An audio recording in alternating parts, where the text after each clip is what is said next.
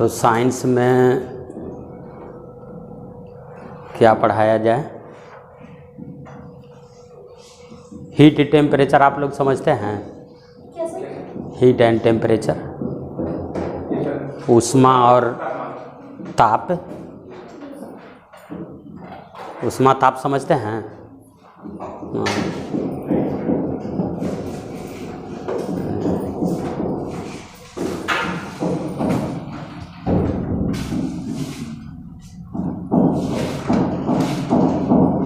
Heat से आप क्या समझते हैं? हीट किसको कहते हैं? टेम्परेचर हम किसको कहेंगे? जैसे मान लिया कि कोई बॉडी जो है से गर्म है, तो कोई जो है से इस तरह से ऐसे टच किया तो कहता है कि बहुत हीट इसमें है, और कोई आया और इसके बाद जो है से टच किया इसको तो कहता है कि बहुत टेम्परेचर है। तो क्या कहना चाहिए, कहाँ हम क्या कहेंगे? सर इसमें हीट तो मतलब है ना कि इसका कोई मान नहीं निकाल सकते कि कितना इसमें हीट है, और टेम्परेचर का मतलब ये हो गया कि हम एक अनुमानित कर सकते हैं कि इतना है इतना है इतना है। जैसे क्या कहना सही है? जैसे मान लिया इसको हम टच किए, गर्म लगा, तो कोई कह दिया कि बहुत हीट है, कोई कह दिया कि बहुत टेम्परेचर है। तो बहुत हीट है इसका मतलब बहुत टेम्परेचर भी है या कम टेम्परेचर है, क्या है, ऐसा कहना है। तो हीट और टेम्परेचर को जब तक बखूबी नहीं हम लोग समझेंगे तब तक जो है से गलत करते रहेंगे। अक्सरहा लोग जो है से समाज में गलती लोग कह रहा है, कहीं पर टेम्परेचर कह देता है और कहीं पर जो है से हीट कह देता है। तो हीट और टेम्परेचर को जब तक ना समझिएगा तक कैसे होगा? जैसे मान लिया कि जैसे देखिए एक ही बॉडी है, इस बॉडी का नाम ए है, इसका नाम बी है, ठीक है। तो मान लिया कि एच बॉडी जो है, ए बॉडी जो है, इसका एच का मतलब हीट है लिख रहे हैं। एच बॉडी का टेम्परेचर जो है, ए बॉडी का टेम्परेचर बी से ज़्यादा है। टेम्परेचर नहीं, हीट ज़्यादा है, एच का मतलब हीट। ए का हीट जो है से बी से ज़्यादा है, माने ए में ऊष्मा की मात्रा बी से ज़्यादा है। तो टेम्परेचर के बारे में आपका क्या कहना है? पहला चॉइस आपका दे रहे हैं कि ए का टेम्परेचर जो है से बी से ज़्यादा है, दूसरा ए का टेम्परेचर बी से कम है, तीसरा चॉइस हम कर रहे हैं कि ए का टेम्परेचर बी के बराबर है, और चौथा चॉइस कर रहे हैं कि ऑल, और पांचवा चॉइस कर रहे हैं कि नन ऑफ दीज। तो हीट और टेम्परेचर जब तक अगर नहीं कोई समझेगा तो कैसे बताएगा? आप लोग बताइए क्या होगा? समझ रहे हैं क्या कह रहे हैं से? ये एक आदमी है, इसका नाम है ए, एक ही आदमी है, इसका नाम है बी, इसका हीट जो है से इससे ज़्यादा है, इसमें हीट ज़्यादा है इससे। तो टेम्परेचर के बारे में आपका क्या कहना है? इसका टेम्परेचर इससे ज़्यादा होगा, इसका टेम्परेचर इससे कम होगा, इसका टेम्परेचर इसके बराबर होगा, और एक अन्य चॉइस दे रहे हैं कि कुछ भी हो सकता है। अगर उसमें ज़्यादा रहेगा हीट तो उसमें टेम्परेचर भी ज़्यादा होगा। चलिए, और आप लोग का आंसर? सेम है, अगर हीट ज़्यादा है तो इसमें टेम्परेचर भी अधिक होगा उसके बी की अपेक्षा। इसमें हीट ज़्यादा है तो टेम्परेचर अधिक होगा बी की अपेक्षा। चलिए, दोगों का सेम आंसर है आपका। कुछ हो बोलिए, जो आता है वो बोल दीजिए, फिर हम क्लियर करेंगे। जो भी आता है वो बोलिए, नहीं बोलिएगा तो इसके बाद वही फिर गलती करते रहिएगा, फिर नहीं समझ पाइएगा। क्वेश्चन समझ गए? जी सर। इसमें हीट ज़्यादा है इससे, ठीक है। तो टेम्परेचर के बारे में आपका क्या कहना है? इसमें टेम्परेचर ज़्यादा है इससे, कि इसमें टेम्परेचर कम है इससे, कि इसका टेम्परेचर है इसका टेम्परेचर दोनों का सेम है। टेम्परेचर मतलब ताप समझिएगा। और फिर कह रहे हैं, एक चॉइस दे रहे हैं कि कुछ भी हो सकता है, मतलब कि सब, और एक हम दे रहे हैं कि नॉन ऑफ दीज, नहीं इनमें से कोई नहीं। क्या होगा? ऊष्मा का मतलब इसमें परिणाम है। हाँ, ऊष्मा, हीट का मतलब समझिएगा कि ऊष्मा हम बोल रहे हैं, और टेम्परेचर का मतलब आप समझिएगा कि हम ताप बोल रहे हैं। तो बताइए, एकदम सिंपल क्वेश्चन है कि नहीं? एकदम सिंपल क्वेश्चन हम पूछ रहे हैं, ऐसा नहीं है कि बहुत टफ हम क्वेश्चन ला दिए। तब बताइए इसमें किसमें जो है से टेम्परेचर ज़्यादा होगा? इसमें हीट माने उष्मा की मात्रा जो है इससे ज़्यादा है, इस आदमी से ज़्यादा यह जो है से हीट रखता है, उष्मा रखता है। तो ताप के बारे में आपका क्या कहना है? इसका ताप इससे ज़्यादा होगा, इसका ताप इससे कम होगा, या इसका ताप इसके ताप के बराबर होगा, या कुछ भी हो सकता है, यानी सब हो सकता है, या नॉन ऑफ दीजिए यानी कोई नहीं हो सकता है, सब गलत है, क्या होगा? चलिए आप लोग का आंसर बोलिए। हैं? ये में ज़्यादा होगा टेम्परेचर आपका क्या? ये में टेम्परेचर ज़्यादा होगा 20 है? सबको यही ना बोल रहा है? चलिए सबको यही आंसर बोला, तो देखिए सबका जो है से गलत हो गया। अब समझिए कि हीट एंड टेम्परेचर क्या समझ रहे हैं। हम समझ रहे थे कि सब कोई गलती करेगा, सबकी गलती हो गई। अच्छा ऐसा क्वेश्चन कर दें तो इसका टेम्परेचर इससे ज़्यादा है, उलट के बात करने लगे। इस बॉडी का, इस आदमी का टेम्परेचर इससे ज़्यादा है, तो हीट के बारे में आपका क्या कहना है? पहला, इसमें हीट इससे ज़्यादा है। दूसरा, इसमें हीट इससे कम है। तीसरा, इसमें हीट इसके बराबर है। चौथा, कुछ बारे में ये कहेंगे ना कि जिसमें ज़्यादा हीट है हाँ और इसमें कम हीट है, हाँ तो कम वाला हीट जो है वो ज़्यादा वाला हीट से धारण करेगा। हीट के बारे में यही ना कर सकते हैं सर? वो नहीं कह रहे हैं, माने इससे इसमें जाएगा या ऊष्मा का मतलब अधिक निम्न दाब से उच्च दाब में होता है ना सर, परमाणु ऊष्मा का निम्न दाब दाब कहाँ से लेके आ गए? ताप से उसका निम्न ताप से?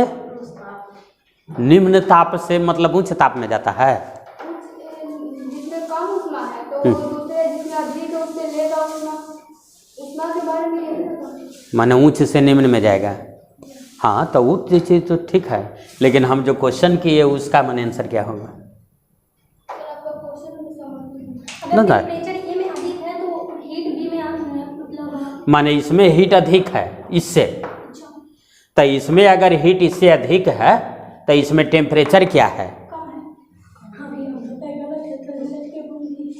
इसमें हीट अधिक है इससे, ठीक है, तो इसमें हीट अगर इससे अधिक है तो इसमें टेम्परेचर इससे अधिक होगा, इसमें टेम्परेचर इससे कम होगा, इसमें टेम्परेचर इसके बराबर होगा, या सब कुछ भी हो सकता है, या हम कह रहे हैं कि कुछ भी नहीं होगा, क्या सर, होगा? हम सिर्फ यही जानते हैं ना कि जिससे मतलब उष्मा का ज़्यादा रहेगा तो उसमें टेम्परेचर भी उसका ज़्यादा रहेगा। ठीक है? अच्छा ये आपका कहना है। मेरे माइंड में आता है।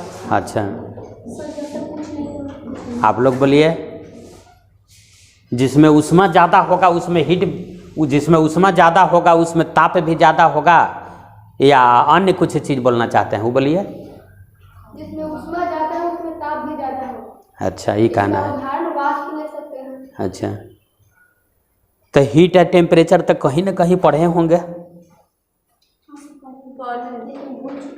हाँ भूल चुके, उतना माइंड नहीं लगा मैं। लेकिन फिर भी हीट एंड टेम्परेचर का तो हर जगह यूज लोग कर रहा है नहीं? हीट एंड टेम्परेचर तो माने पूरा समाज में यूज ही है, बहुत गर्म है तो बहुत ही है। तो देखिए ये जो कॉन्सेप्ट बनाए हुए हैं कि जिसमें हीट ज़्यादा है उसका टेम्परेचर भी ज़्यादा होगा, ये आपका बिल्कुल गलत है, कोई आंसर नहीं दिया, समझे? देखिए अब हीट एंड टेम्परेचर के बारे में आप समझिए, तो अब बता दीजिएगा। हाँ गलत है तो वह ना बता रहे हैं। हीट एंड टेम्परेचर को आप समझ नहीं रहे हैं, वास्तव में हीट एंड टेम्परेचर को आप नहीं समझ रहे हैं, तो जब नहीं समझ रहे हैं जिसके चलते जो है से आपको गलती हो रहा है। देखिए जैसे ये एक बर्तन है,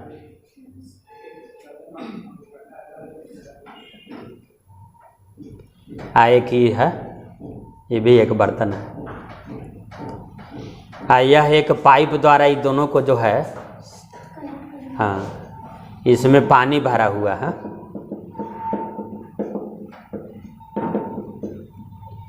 तो क्लियर है कि पानी इसमें जाएगा, जाएगा ना? इसके ऊंचाई को H1 कह रहे हैं, इसके ऊंचाई को H2 कह रहे हैं बर्तन के, तो बताइए H1 H2 में कौन ज़्यादा है? H1 ज़्यादा है, तो H1 is greater than H2, H1 का मान H2 से ज़्यादा है। तो अगर H1 का मान H2 से ज़्यादा है, जिसके चलते ही ना पानी इसमें जा रहा है, जी सर। समझ गए? अगर मान लिया कि दोनों का लेवल सेम रहता तो क्या पानी इससे इसमें जाता? नहीं जाता। हाँ, तो ये जो पानी है ना, ये पानी, तो इसी को कहते हैं हीट। तो बताइए बहता कौन है? पहला हीट और दूसरा टेम्परेचर। कौन बहता है? हीट बहता है, माने उष्मा बहता है। अगर किसी लड़का को मान लिया कि बुखार लग गया और उसको इसे टच किए तो कहते हैं कि नहीं इसका बुखार लगा हुआ है। ज़्यादा है। हाँ, तो उसका हीट आप में कुछ ही कर रहा है, प्रवेश कर रहा है, प्रवेश कर रहा है, घुस रहा है। इसलिए जो है से आप कह रहे हैं कि नहीं इसका, माने अगर मान लिया कि कोई किसी को बुखार लगा हुआ है, आप टच किए तो इसके बाद जो है से आप कह रहे हैं, कुछ देर के बाद आप कह रहे हैं कि नहीं इसको बुखार लगा हुआ है। तो बुखार लगा हुआ है तो उससे उसमें कुछ ही प्रवेश कर रहा है, उस बॉडी से आप में कुछ ही प्रवेश कर रहा है, हीट प्रवेश कर रहा है, ना कि टेम्परेचर। ये जो ऊंचाई है ना, ये ऊंचाई देखिए, ये H1 ऊंचाई है, ये क्या है? H2 ऊंचाई है। तो इस ऊंचाई को जानते हैं क्या कहते हैं? इसको ताप कहते हैं। तो देखिए ताप में अंतर ना है, ये H1 है, ये H2 है, ये ज़्यादा है, ये कम है। तो H1 से H2 अगर हम घटाएंगे तो इसका डिफरेंस कुछ आएगा ना, इसका कुछ डिफरेंस आएगा नहीं। तो देखिए ऊंचाई में अंतर है जिसके कारण हीट बह रहा है। अगर ऊंचाई में नहीं अंतर रहता तो हीट बहता क्या? नहीं। जैसे मान लिया कि दो लड़का को बुखार लगा हुआ है, दोनों सेम टेम्परेचर पर है, दोनों मान लिया कि जो है से 90 डिग्री सेंटीग्रेड पर दोनों है, या 90 डिग्री फ़ारेनहाइट पर मान के चलिए। तो अगर उसको आप टच कीजिएगा तो आप नहीं बता सकते हैं कि उसको बुखार लगा हुआ है। क्यों? क्योंकि उसका हीट इसमें नहीं आ रहा है और इसका हीट उसमें नहीं जा रहा है, नहीं। तो आप जो है से नहीं कह सकते हैं। तो ऊंचाई को आप क्या कहिएगा? ताप। हाँ, ताप कहिएगा। ये जो है ना पानी जो है, माने मास का मतलब द्रव्यमान, तो द्रव्यमान को आप जो है से हीट कहिएगा, ठीक है। आपका जो वजन हुआ वो कुछ हुआ, हीट है या टेम्परेचर? मेरा वजन। हाँ, वजन मतलब कि मास, वो हीट है। और टेम्परेचर क्या है? ऊंचाई। तो अब समझिए, अब समझा दे रहे हैं। मान लिया कि एक का देखिए इसका हीट जो है से इससे ज़्यादा है, तो एक अपने आप में मान लिया कि लीजिए, तो अपने आप में लीजिएगा तो एक माने किसी का वजन जो है से दूसरा से ज़्यादा है, ठीक है। तो ये व्यक्ति का वजन जो है से 20 से ज़्यादा है, हैं? तो ऊंचाई के बारे में आपका क्या कहना है? पहला हम कह रहे हैं कि ऊंचाई, ये का ऊंचाई 20 से कम है, फिर ज़्यादा है, फिर बराबर कह रहे हैं, तो आपका क्या कहना है? ये क्या बराबर नहीं, बराबर नहीं हो सकता है क्या? बता सकते हैं कि कितना होगा। बस, तो अब आंसर आप समझ गए। क्या आंसर होगा इसका? नहीं बता सकते हैं कि ज़्यादा या कम है। हाँ, क्योंकि अभी उसका ज़्यादा हो सकता है कि नहीं हो सकता है? हो सकता है। कम हो सकता है कि नहीं हो सकता है? बराबर हो सकता है कि नहीं हो सकता है? इसलिए इसका आंसर क्या होगा? निर्धारित नहीं किया जा सकता है ना। एगो ये दिए थे ना कि कुछ भी हो सकता है, तो वो वाला मार दीजिएगा कि कुछ भी हो सकता है, माने कि सब आंसर सही है। नहीं, अगर मान लिया, जैसे मान लिया कि एक ठो और समझिए, ऐसे समझिए कि एक ही बर्तन है, ये गिलास है, इस गिलास में मान लिया कि 2 kg पानी ले लिए हैं, और इसके बाद जो है से एक ही गिलास है जो पतला गिलास लिए, एकरा में 1 kg पानी लिए हैं।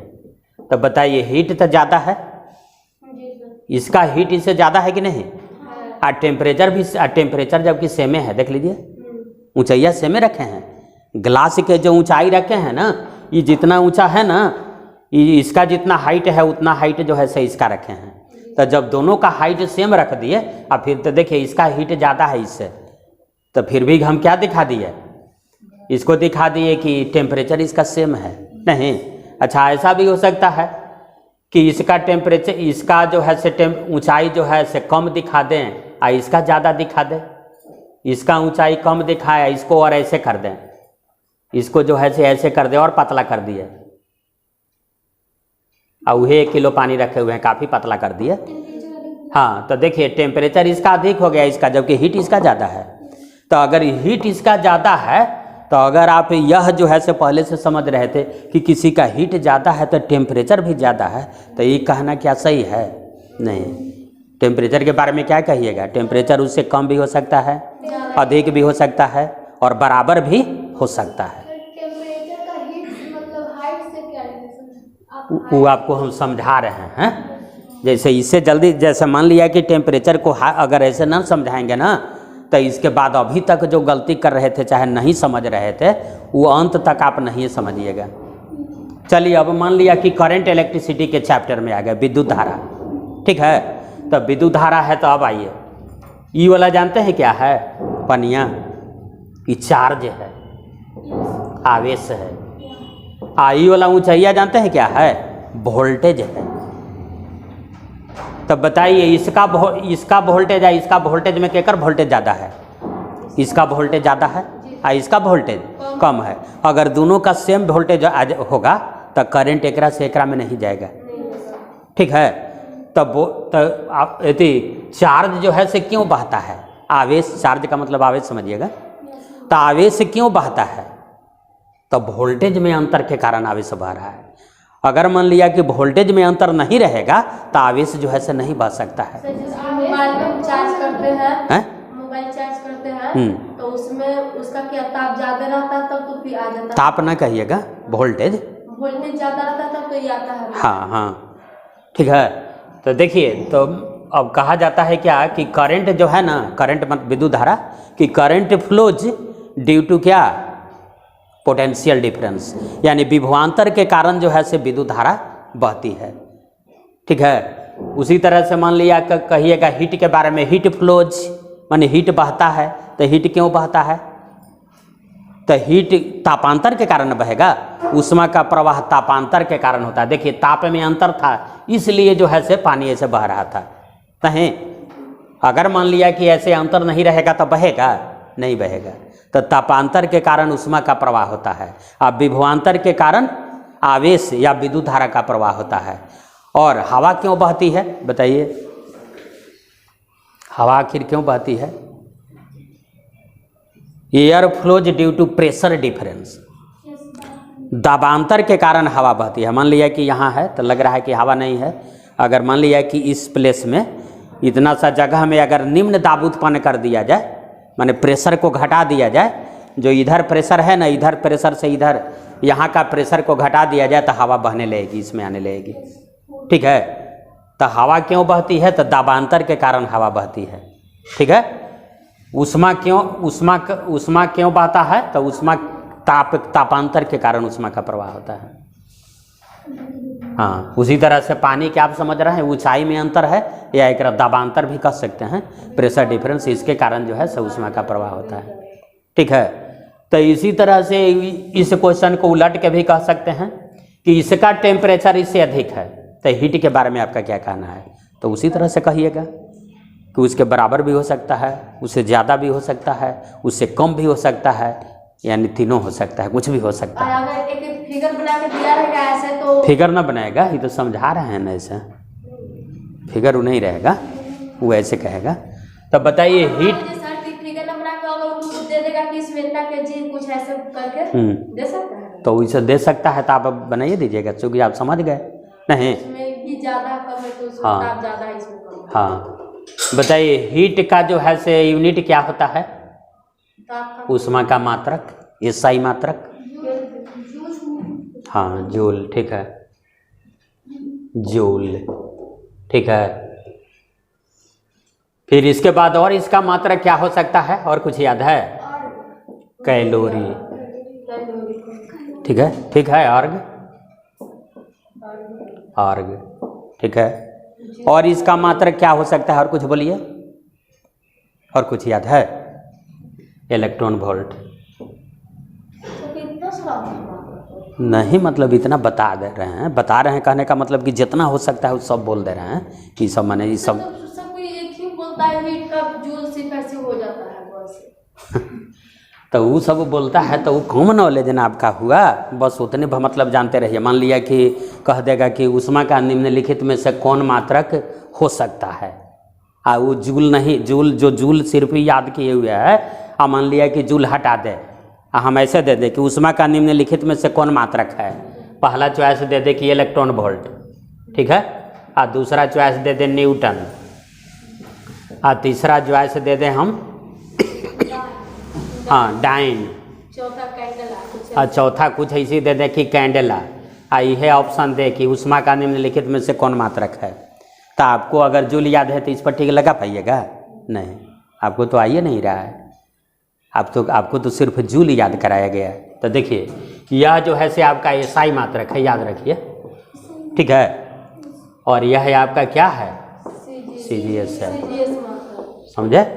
अब देखिए दोनों में एक संबंध है, 4.2 जूल बराबर जानते हैं क्या होता है, 1 कैलोरी, याद रखिएगा। तब बताइए 1 जूल बराबर, तो हाँ 1 बटा कितना, इतना ना, तो 1/4.2, तो ये भाग दीजिएगा ना, डिवाइड कीजिएगा तो आपको इतना आ जाएगा, ये इतना कैलोरी आ जाएगा, ऐसे आ जाएगा ये, ठीक है। अभी भी याद करवा देते हैं कि 1 इलेक्ट्रॉन वोल्ट, एक ईवी का मतलब इलेक्ट्रॉन वोल्ट, एक ईवी का मतलब समझते हैं क्या, 1.6 × 10⁻⁻19, हाँ इतना जूल होता है। 1 जूल बराबर 10⁻7 कौन सी अर्ग, देखिए सब हो गया, समझे। तो मान लिया कि जूल याद किए हुए हैं तो जूल आ गया तब तो ठीक है, और जूल नहीं आया ये सब दे दिया तो गलती ना होगा, नहीं समझ पाइएगा।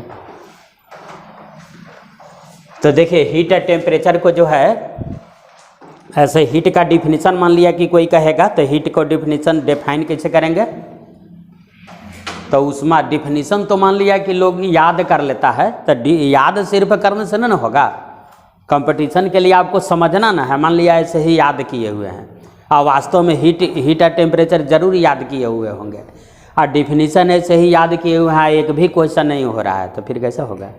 हीट एट टेम्परेचर वास्तव में समझिए नहीं रहे हैं, तो जब नहीं समझ रहे हैं तब कैसे होगा। तो उसी तरह से है, तो हीट एट टेम्परेचर, तो हीट को जो है से कैसे डिफाइन किया जाता है, heat is a kind of energy. Heat जो है उष्मा जो है से क्या है, ऊर्जा का एक रूप है, ठीक है, जो कणों के दोलन या कंपन के कारण जो है से पैदा होता है। Heat is a kind of energy which is produced by vibration या ऑसिलेशन और फ्रिक्शन ऑफ पार्टिकल्स, माने जो कणों के दोलन या कंपन के कारण जो है से क्या होता है, या घर्षण फ्रिक्शन हुआ के कारण पैदा होता है। तो ये आप समझे हीट एट टेम्परेचर के बारे में इतना जरूर यदि कीजिएगा। बताइए टेम्परेचर क्या है, टेम्परेचर का मात्रक बोलिए, यूनिट,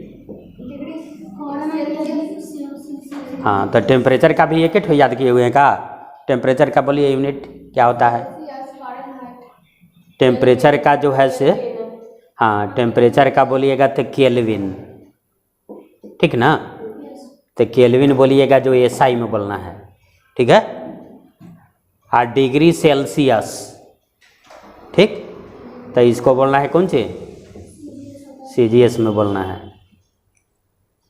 फ़ारेनहाइट, डिग्री फ़ारेनहाइट, तो ये जो है न तो सीजीएस है, न तो सीजीएस है, न तो एसआई है, ये ऐसे ही एक मात्रक है। सब वैज्ञानिक का नाम है, प्रत्येक वैज्ञानिक का नाम है। ये आपका वैज्ञानिक केल्विन था, यह भी फ़ारेनहाइट वैज्ञानिक था। फिर इसके बाद एक यूनिट इसका है रोमर, एक यूनिट इसका है रैनकिन, हाँ, लेकिन सब यूनिटें है, किसका यूनिट है, टेम्परेचर का, ताप का। देखिए सब में संबंध बता देते हैं, लिख देते हैं, सबके बीच जो है से संबंध। देखिए C सी का मतलब आप सेल्सियस समझिएगा, देख लीजिए ये वाला C minus 0 by 100 minus 0 equal to F minus, याद है का 32 बटा 212 माइनस 32 बराबर के माइनस 273 बटा 373 माइनस 273 बराबर R minus 0, R minus 0, R का मतलब रोमर समझिएगा, ठीक है। अब बाई क्या एस 80 माइनस 0 बराबर आर एन माइनस 492, ठीक है, बाई 672 और माइनस 492। आर एन का मतलब कुछ ही समझना है, रैनकिन, ठीक है। तो देखिए ये क्या आ जाएगा, अब देखिए इसे समझिए, देखिए सबके बीच रिलेशन ला दिए। सी का मतलब क्या है, हाँ, एफ का मतलब फ़ारेनहाइट, के का मतलब केल्विन, आर रोमर, आई क्या है आर एन रैनकिन है, ठीक है। देखिए पानी जो है से कितना डिग्री सेंटीग्रेड पर जो है से क्या करता है, बर्फ में बदल जाता है, ये वाला बोलिएगा 0 डिग्री सेंटीग्रेड। पानी जो है से कितना डिग्री सेंटीग्रेड पर उबलने लगता है, 100 डिग्री। ये वाला बोलिएगा। बताइए पानी कितना डिग्री फ़ारेनहाइट पर बर्फ में बदल जाता है, 32 डिग्री फ़ारेनहाइट। पानी कितना डिग्री फ़ारेनहाइट पर जो है से उबलने लगता है, 212 डिग्री फ़ारेनहाइट। बताइए पानी जो है से कितना केल्विन पर बर्फ में बदल जाता है, 273, और पानी कितना केल्विन पर उबलने लगता है, 373। पानी कितना रोमर पर बर्फ में बदल जाता है, 0 रोमर। डिग्री ना एक राम बोलना है, डिग्री कौन कौन में बोलना है, देखिए डिग्री सिखा चुके हैं। सेल्सियस में डिग्री लगाइएगा, फ़ारेनहाइट में डिग्री लगाइएगा, बाकी कोई में डिग्री नहीं लगाना है, ये भी सीखना है ना। ऐसा नहीं बोल देंगे कि इतना डिग्री केल्विन, गलती हो जाएगा, ठीक है। चलिए ये देखिए पानी कितना रैनकिन पर बर्फ में बदलता है, 492। पानी कितना रैनकिन पर उबलने लगता है, 672, ठीक है। अच्छा स्वस्थ मनुष्य का टेम्परेचर कितना होता है बोलिए तो, 37 डिग्री सेल्सियस, हाँ 98.6 फ़ारेनहाइट। हाँ, तो इससे बदल लीजिएगा, इससे ये में करिएगा ना अब बदला जाएगा। जैसे स्वस्थ मनुष्य का एक हेल्दी मैन है, उसका टेम्परेचर कितना माना जाता है, 37 डिग्री सेंटीग्रेड। तो देखिए इस रिलेशन से हम निकाल रहे हैं कि फ़ारेनहाइट में क्या मान होगा। देखिएगा यहाँ सी बाई क्या है, सी बाई 100 ना आएगा, हाँ, तो सी बाई 100 बराबर एफ माइनस 32, अब बाई क्या आएगा घटाने पर, 180 आएगा, सही है। देखिए तो यहाँ इसे काटने आता है का,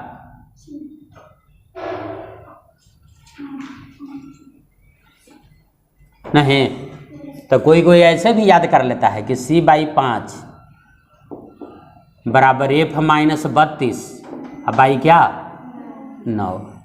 तो ये दो के तो काम चल जाएगा, लेकिन आगे वाला कैसे पढ़ पाइएगा, इसलिए अगर ये याद रखते हैं तो इसके बाद होता ही नहीं है, पूरा हम समझिए बता दिए। ऐसा नहीं है कि इसके बाद कोई आएगा और बता देगा कि टेम्परेचर का ये भी मात्रक होता ही नहीं है। जितना तक हो सकता है ना सब हम बोल दिए, और हीट का जितना हो सकता है सारा चीज़ हम बोल दिए हैं, नहीं, हाँ, इससे ज़्यादा माने इससे ज़्यादा होता ही नहीं है तो बोलेगा कुछ ही। देखिए यहाँ पर तो स्वस्थ मनुष्य का टेम्परेचर कितना होता है, 37 डिग्री सेंटीग्रेड ना। तो देखिए यहाँ सी के जगह पर 37 डिग्री सेंटीग्रेड है, तो इसके जगह पर 37 रख दीजिए, अब बाई 5 बराबर एफ माइनस 32 बटे 9, है ना। अब क्रॉस मल्टीप्लिकेशन कीजिए, तो ये में इसे गुना करना पड़ता है ना, हाँ, तो नहीं होगा तो ऐसे लिख देते हैं कि एफ माइनस 32 ये वाला बराबर 37 इंटू 9, तो 37 में 9 से कर दीजिए, कर ही देते हैं गुना। 9 सत्ते ये 3 हाथ में 6 और 9 3 27 और 6 33 ना, 33 और 33 बटे क्या है 5 ही वाला।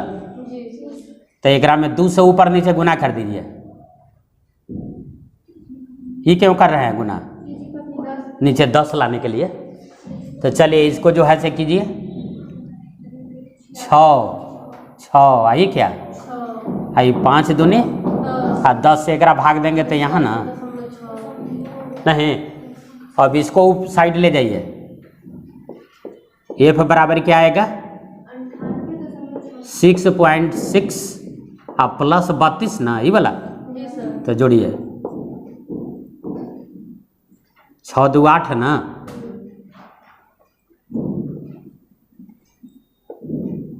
98.6। तो आपका चॉइस देगा 98.6 98.4 ऐसा करके देता है। तो बताइए स्वस्थ मनुष्य का टेम्परेचर जो है 37 डिग्री सेंटीग्रेड या 98.6 डिग्री फ़ारेनहाइट होता है। उसी तरह से मान लिया कि कोई केल्विन में पूछेगा, डिग्री सेंटीग्रेड में दिए हुए है, केल्विन में पूछेगा तो यही ला देंगे। नहीं कोई मान लिया इसमें दिया तो कोई एक दिया तो दूसरा का में हम कन्वर्ट कर लेंगे। तो इस तरह से जो है से इसको हम लोग बनाएंगे, समझे?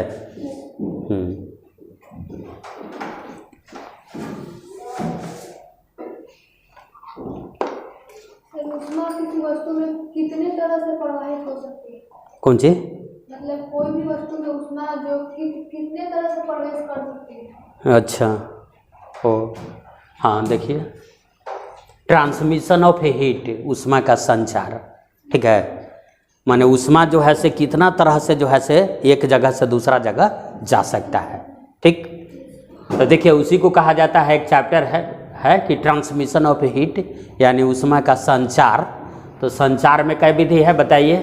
पहला क्या विधि है? चालन, कंडक्शन, इसको कंडक्शन कहा जाता है। और दूसरा विधि क्या है? समवहन, इसको कन्वेक्शन। और फिर क्या है? विकिरण। विकिरण ऊष्मा का प्रवाह जो है से 3 तरह से हो सकता है। ऊष्मा जो है से एक जगह से दूसरा जगह कितना तरीका से जा सकती है? हाँ 3 तरीका से, चालन, कंडक्शन, कन्वेक्शन एंड रेडिएशन। चलिए कंडक्शन के बारे में आइए, चालन विधि। तो इस विधि से ऊष्मा सिर्फ ठोस पदार्थों में बहती है। बताइए कंडक्शन मेथड से, चालन विधि से ऊष्मा सिर्फ कौन पदार्थ में बहती है? ठोस पदार्थ में, द्रव और गैस में नहीं। बताइए कन्वेक्शन? हाँ द्रव। बताइए द्रव और द्रव्य समझ रहे हैं? एक होता है लिक्विड, लिक्विड का मतलब बताइए द्रव। एक होता है फ्लूइड। तो दोनों एक ही है या अलग अलग है? जैसे यह है आपका द्रव, यह है आपका जानते हैं क्या है? तरल। तो बताइए तो दोनों में अंतर है या एक है? एक चीज है, क्या है? ये द्रव क्या है? जैसे पानी क्या है? जैसे कि द्रव हुआ ना, जैसे हम तेल लेते हैं तो तेल में कुछ मतलब कि चिपचिपा पदार्थ है तो वो द्रव भी होता है। अच्छा। द्रव का मतलब कि द्रव के बारे में डिफिनेशन नहीं कर सकते हैं। मैंने समझाइए जैसे क्या है। देखिए ये द्रव जो है ना, बहुत सा जो है से आदमी द्रव और तरल दोनों को जो है से सेम ही चीज़ समझ रहा है, जो गलत है। हाँ देखिए द्रव का मतलब जो आप समझ रहे हैं, जैसे पानी है, तेल है, ये सब आपका द्रव है। ये फ्लूइड का मतलब समझते हैं क्या है? एयर माने हवा, प्लस कुछ लिक्विड, ये दोनों मिला करके क्या कहते हैं? इसको फ्लूइड कहते हैं, ठीक है। हैं ना, तरल बोला ही जाता है, तरल। तो तरल में आ गया आपका हवा भी आ गया, और जो द्रव आप समझ रहे हैं वो द्रव भी आया। और द्रव का तो मतलब द्रव तो समझ ही रहे हैं, पानी तेल सब सारा चीज़ क्या हो गया? द्रव हो गया। तो देखिए हम आपको बता रहे थे कि इसमें जो है ना चालन विधि से हीट का प्रवाह जो है से किस में होता है, सिर्फ ठोस सॉलिड में होता है। सॉलिड जो मटेरियल है, सॉलिड जो पदार्थ है, तो सॉलिड में जो है से ऊष्मा का प्रवाह चालन विधि से यानी कंडक्शन मेथड से होता है। ठीक है, फिर कंडक्शन मेथड में एक चीज़ और समझना है। कंडक्शन मेथड में समझना है कि ऊष्मा लेकर के पदार्थ एक जगह से दूसरा जगह नहीं जाता है, फिर भी ऊष्मा जो है से एक जगह से दूसरा जगह चला जाता है। देखिए कंडक्शन में दो बात समझिएगा।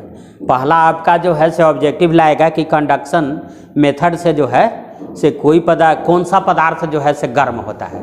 तो कौन सा पदार्थ गर्म होता है, पहला ठोस, दूसरा द्रव, तीसरा गैस। तो ठोस पदार्थ जो है से इस चालन विधि से यानी कंडक्शन मेथड से क्या होता है, गर्म होता है। नहीं माने ऊष्मा का प्रवाह ठोस पदार्थ में जो है ना से कंडक्शन मेथड से होता है। दूसरा एक चीज़ और समझना है आपको, जो हो सकता है नहीं समझ रहे होंगे। जैसे मान लिया कि ऊष्मा ले करके, कि जैसे ही ऊष्मा है, इस कलम को ऊष्मा समझिए, तो ऊष्मा ले करके एक आदमी जो है से यहाँ से वहाँ गया, ऐसे ऊष्मा पहुँच सकता है। मान लिया कि यहाँ से जो है से इस कलम को हम दिए, तो यहाँ से कोई ले करके लास्ट तक ले गया, ऊष्मा को यहाँ से ले गया। कोई ऐसे भी तो हो सकता है कि यहाँ कलम दिए तो ई दे दिया उसको, ई दे दिया उसको, ऊ दे दिया उसको, ऊ दे दिया उसको, और फिर लास्ट व्यक्ति के पास पहुँच गया। ऐसा भी तो होता है। तब आपको समझना है कि कंडक्शन मेथड से जो ऊष्मा का प्रवाह होता है, उसमें पदार्थ का कण जो है से स्वयं भाग नहीं लेता है, फिर भी ऊष्मा एक जगह से दूसरा जगह चली जाती है। पदार्थ का कण उठ करके खुद नहीं जाएगा ऊष्मा देने, और फिर भी ऊष्मा एक जगह से दूसरा जगह चला जाएगा। हाँ ऐसे, तो ऐसे होता है कि इसको दिए, ई दे दी उसको, ई दे दी उसको, ऊ दे दी उसको, इस तरह से सबसे लास्ट लड़का के पास भी जो है से यह कलम क्या हो गया, पहुंच गया। तो इस विधि से ऊष्मा जो है से किस में बहता है, हाँ इस चालन विधि में, ठोस पदार्थ में। जैसे मान लिया कि कलछुल है, तो कलछुल को ऐसे आप किए हुए हैं, तो किए हुए हैं, तो इसके बाद जहाँ पकड़े हुए हैं वहाँ पर भी जो है से क्या, हाँ तो यहाँ पर भी जो है से ऊष्मा पहुँच जाता है ना। तो यह किस विधि से आ रहा है, चालन विधि से आ रहा है। कैसे आ रहा है, यहाँ का पदार्थ उठ करके और यहाँ खुद ऊष्मा देने नहीं आया है।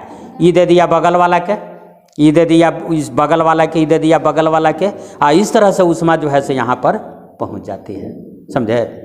तो ये ठोस पदार्थ में ऐसा होता है। अब इसमें आइए संवहन विधि, कन्वेक्शन मेथड। कन्वेक्शन मेथड से जानते हैं कौन पदार्थ गर्म होता है, फ्लूइड। फ्लूइड जो है ना, फ्लूइड का मतलब कुछ तरल, तरल का मतलब क्या, हवा और द्रव दोनों नहीं।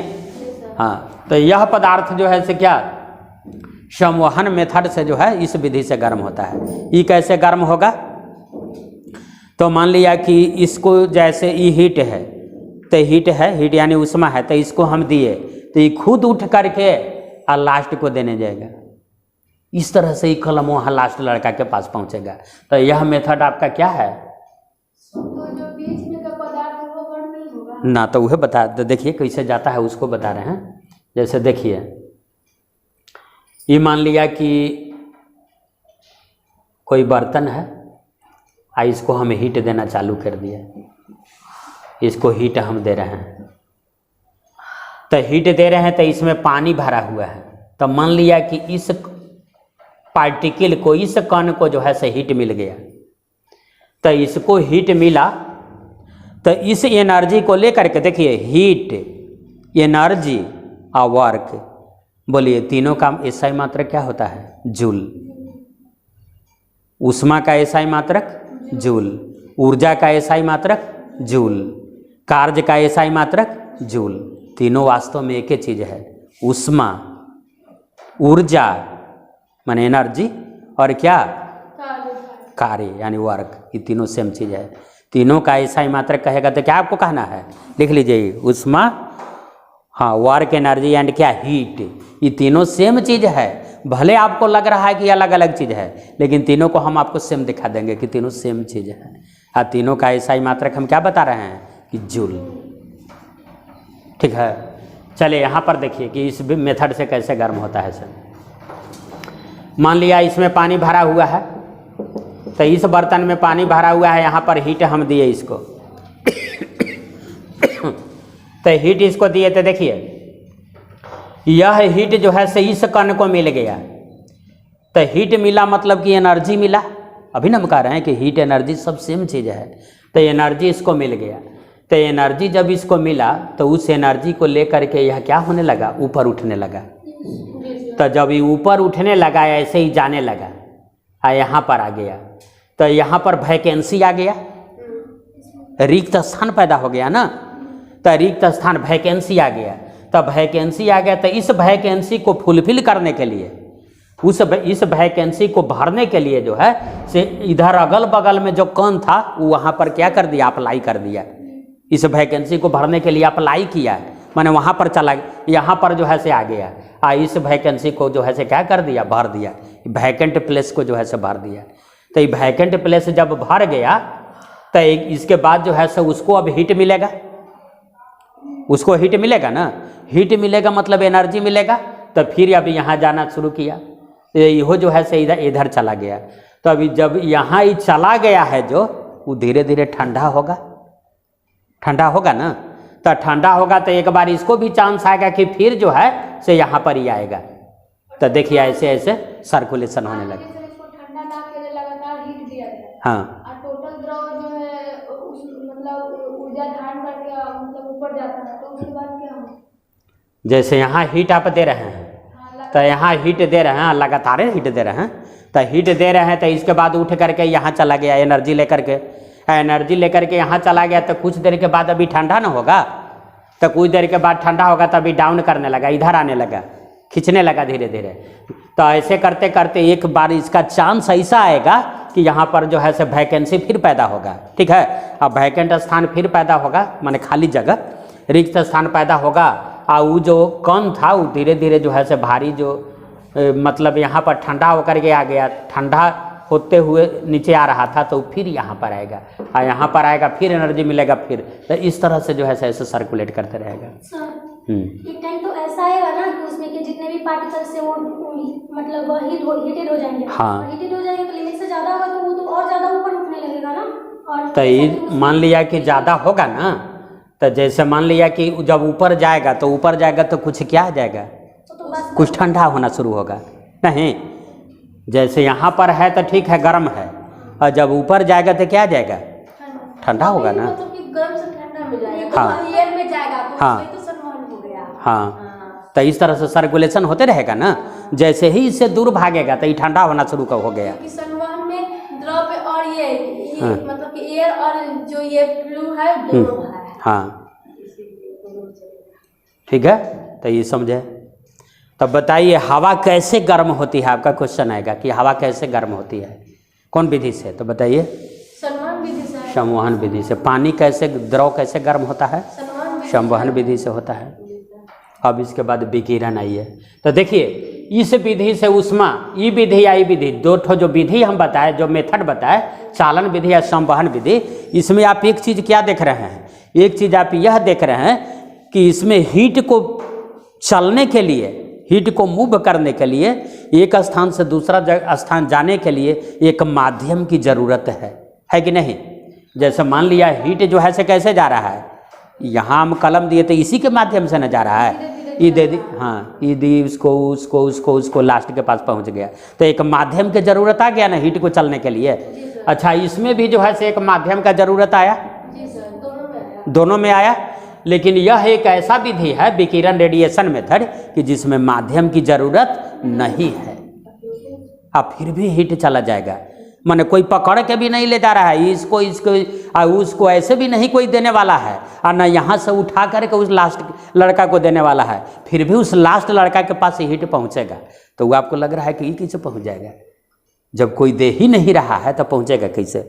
ठीक है, तो इसको समझ। पदार्थ में इलेक्ट्रॉन कार्य नहीं करेगा, पदार्थ में इलेक्ट्रॉन कार्य नहीं करेगा, इलेक्ट्रॉन के कारण ही ना कोई भी पदार्थ गर्म होता है। हाँ, उसके कण के कारण तो उस विधि से नहीं जा रहा है इस मेथड, इसमें जो है, हाँ विकिरण विधि में जो है से उस तरह से हीट नहीं जा रहा है।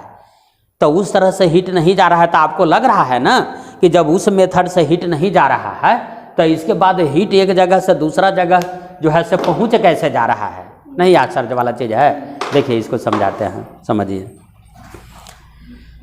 हमारी पृथ्वी जो गर्म होती है ना, जो सूर्य से जो है से एनर्जी चल रहा है, तो हमारी जो पृथ्वी गर्म होती है तो वह जो है से रेडिएशन मेथड से, हाँ उसको समझा रहे हैं उसको, रेडिएशन मेथड से। देखिए सूर्य से जो है,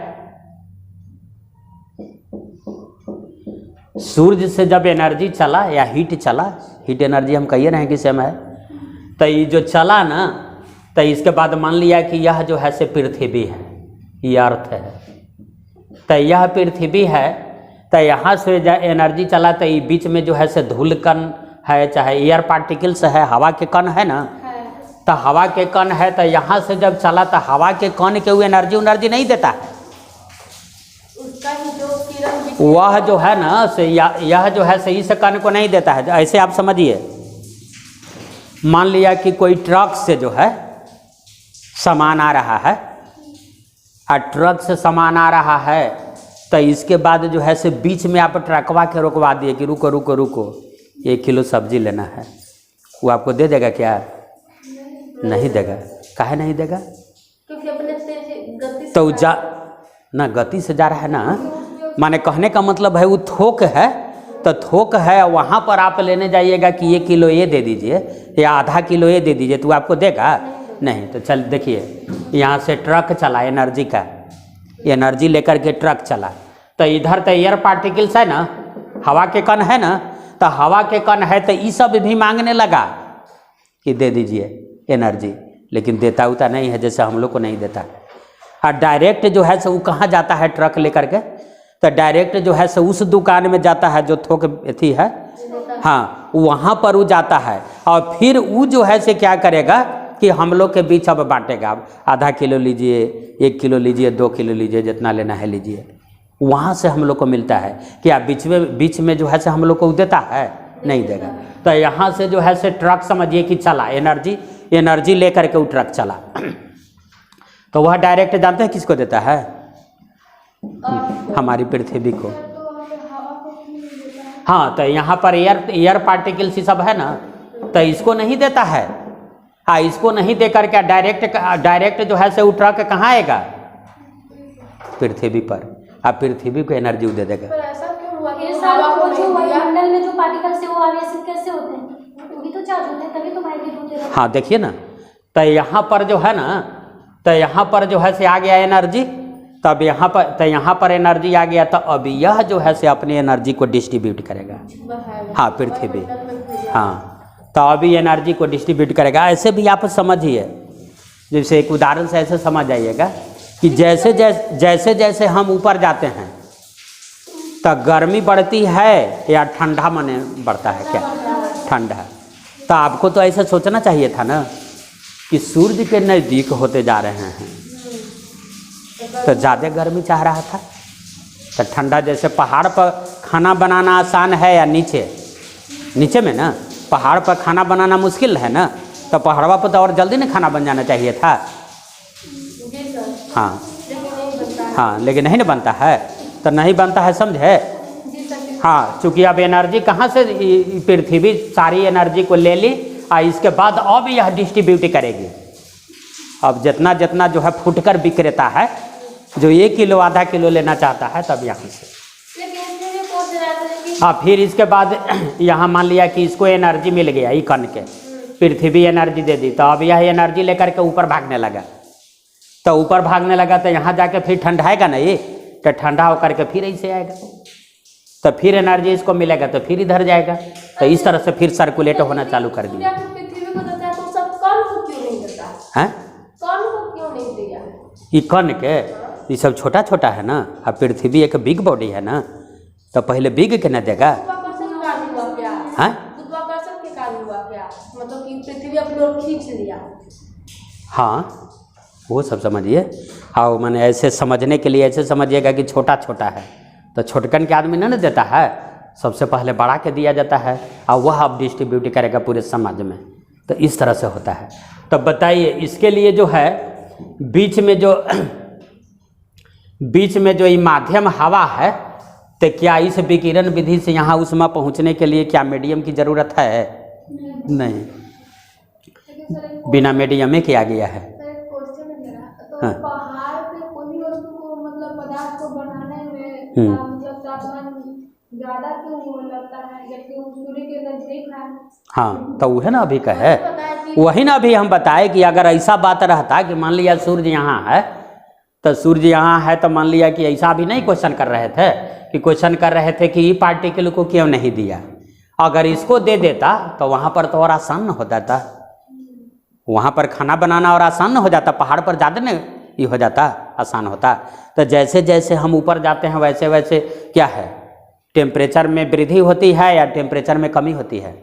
ऊपर जब टेम्परेचर कम होती है। हाँ, तो ये भी याद रखिएगा कि 165 डिग्री सेंटीग्रेड पर जब जाइएगा ना, ये 165 मीटर पर, तो तापमान में 1 डिग्री सेंटीग्रेड की कमी हो जाता है, जिसको कहा जाता है लैप्स रेट, क्षति दर।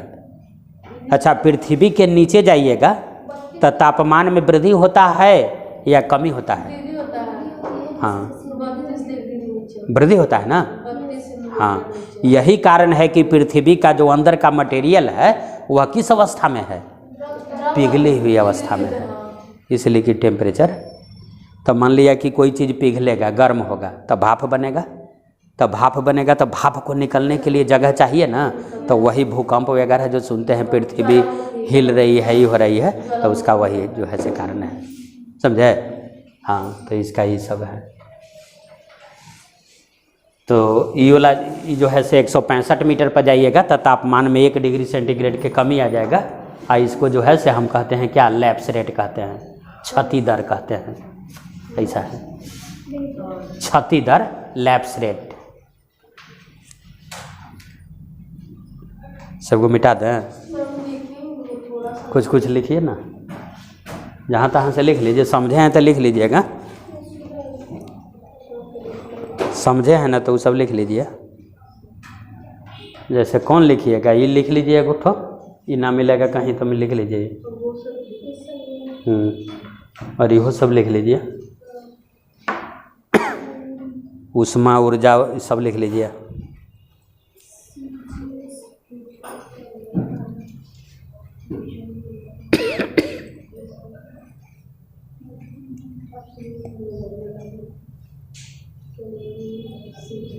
ना पता चल रहा है जो पूछिए, कौन वाला? और तो इलेक्ट्रॉन हीट के वजह और फिर 42 जूल बराबर, हाँ 4.2, 4.2, हाँ 4.2 जूल बराबर 1 कैलोरी। 1 जूल बराबर 0.24 कैलोरी। 1 इलेक्ट्रॉन वोल्ट बराबर है इतना 1.6 गुने 10⁻⁻19 जूल, और 1 जूल बराबर 10⁻7 अर्ग है।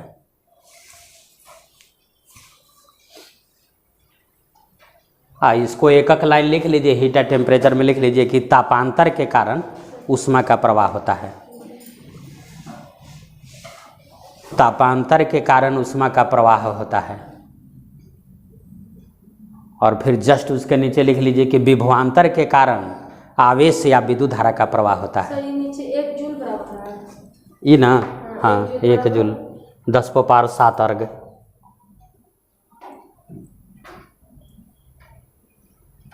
दस पर पावर 7 अर्ग है। और उसके बाद क्या कहते हैं, हीट होती है, हीट का क्या है डेफिनेशन देते हैं? हाँ लिख लीजिए, वो ऐसा लिख लीजिए कि तापांतर के कारण ऊष्मा का प्रवाह होता है। Heat flows due to temperature difference. फिर जस्ट उसके नीचे लिखिए एगो पॉइंट, विभवांतर के कारण, विभवांतर के कारण ऊष्मा, कहते ऊष्मा नहीं, विद्युत धारा या आवेश का प्रवाह होता है। ठीक है, फिर एक ठो लिख लीजिए नीचे, दाबांतर के कारण हवा का प्रवाह होता है। विभवांतर का विद्युत धारा आवेश का प्रभाव होता है, इसमें हीट और टेम्परेचर का है डिफिनेशन। वो डिफिनीशन नहीं है, वो लिखवा दिए हैं कि क्यों बहता है। डिफिनीशन तो एक अलग इतिहास जैसा रहेगा, उसका हम लिखवाएंगे तो ना बोल रहे थे कि हीट ऊष्मा ऊर्जा का एक रूप है जो कणों के दोलन या कंपन के कारण जो है से पैदा होता है। ठीक है, माने उस एक और क्या बोलते हैं, दबाव। दबांतर के कारण हवा का प्रवाह होता है।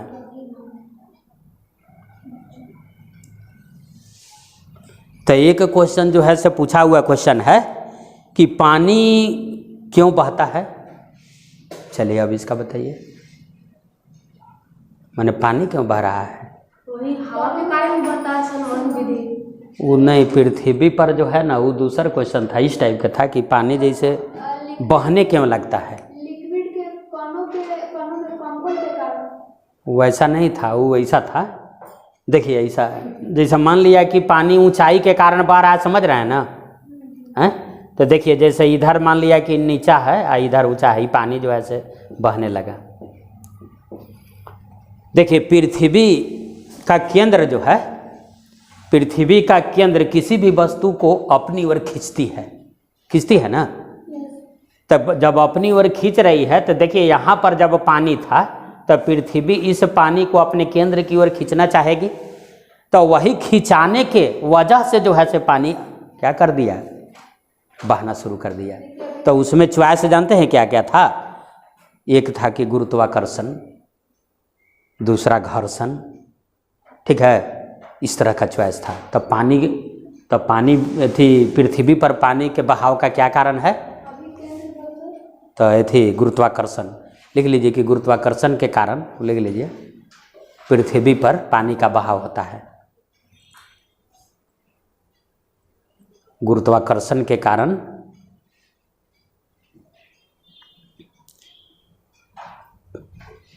पृथ्वी पर पानी का बहाव होता है।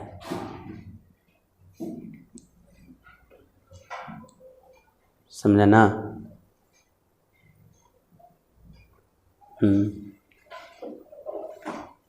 ये वाला मैंने लिख लिया, C-0 ये सब।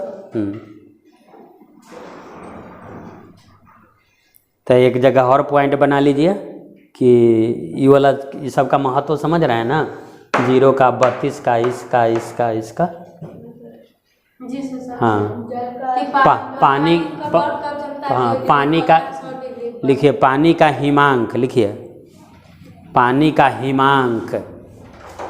हिमांक माने समझ रहा है ना, बर्फ बदलना। पानी का हिमांक 0 डिग्री C, देखिए ये वाला लिखा रहे हैं, कॉमा दीजिए, 32 डिग्री फ़ारेनहाइट, 32 डिग्री F लिख लिए, 32 डिग्री F, कॉमा 273 K माने 273 केल्विन, कॉमा 0 रोमर, कॉमा 492 रैनकिन, लिख लिए 492 रैनकिन। चलिए इतना लिख लिए। अब एगो और दूसरा पॉइंट बनाइए, स्टार करके एगो दूसरा पॉइंट बनाइए कि पानी का क्वथनांक, पानी का क्वथनांक BP, ब्रैकेट में BP लिख दीजिए, BP बॉइलिंग पॉइंट, और उसको कहा जाता है FP फ्रीजिंग पॉइंट। तो उसमें ये वाला लिखिएगा, इधर वाला। चलिए लिखिए 100 डिग्री C,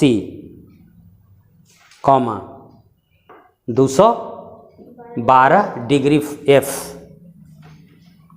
फिर कॉमा दीजिए 373 K केल्विन, फिर लिखिए कॉमा दे करके 80 रोमर,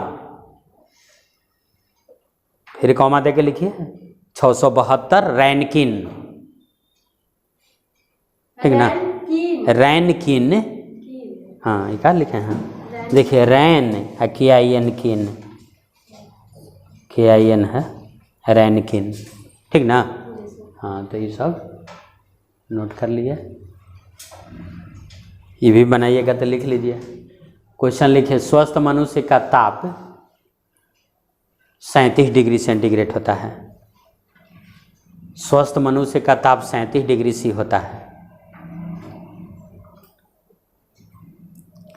केल्विन पैमाने पर इसका मान क्या होगा, केल्विन पैमाने पर उसका मान क्या होगा, तो ये वाला बना लीजिए वहाँ तक। हाँ ठीक है।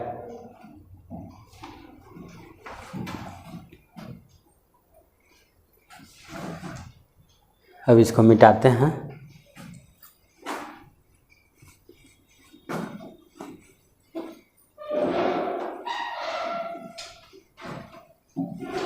सर ये तो सेल्सियस में, तो इसको तो फ़ारेनहाइट में निकाला गया था ना। हाँ तो फ़ारेनहाइट पैमाने पर ना, किसी की स्वस्थ मनुष्य का ताप 37 डिग्री सेल्सियस होता है, तो फ़ारेनहाइट हाँ फ़ारेनहाइट पैमाने पर लिखवाए हैं ना। क्या लिखवाए क्वेश्चन कि फ़ारेनहाइट पैमाने पर उसका मान क्या होगा।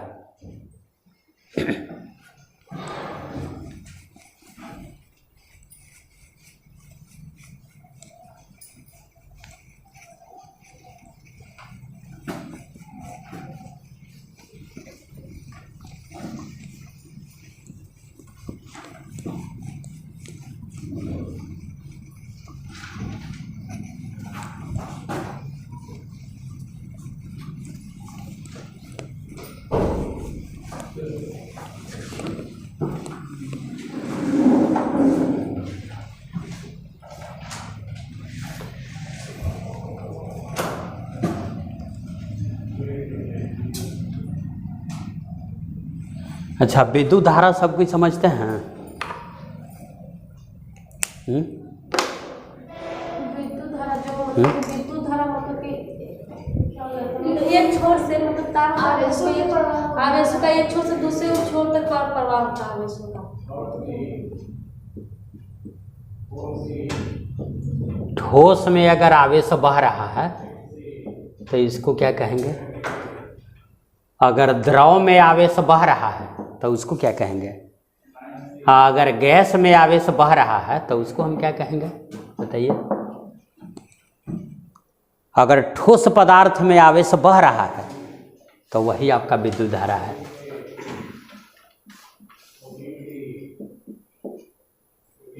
ये डिफिनीशन नहीं दीजिएगा, ये हम आपको समझा रहे हैं कि अगर आवेश कहाँ बह रहा है, ठोस पदार्थ में बह रहा है तो वह आपका विद्युत धारा है।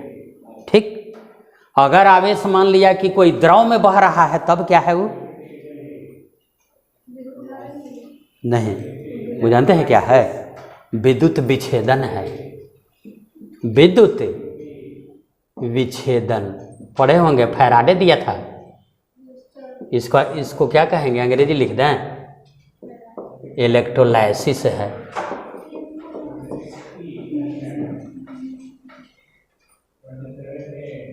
इलेक्ट्रोलाइसिस है, विद्युत विच्छेदन या विद्युत अपघटन। अगर गैस में अगर गैस में आवेश बह रहा है तो उसको क्या कहेंगे, विद्युत विसर्जन। ये से विद्युत समझिएगा, ठीक है। विद्युत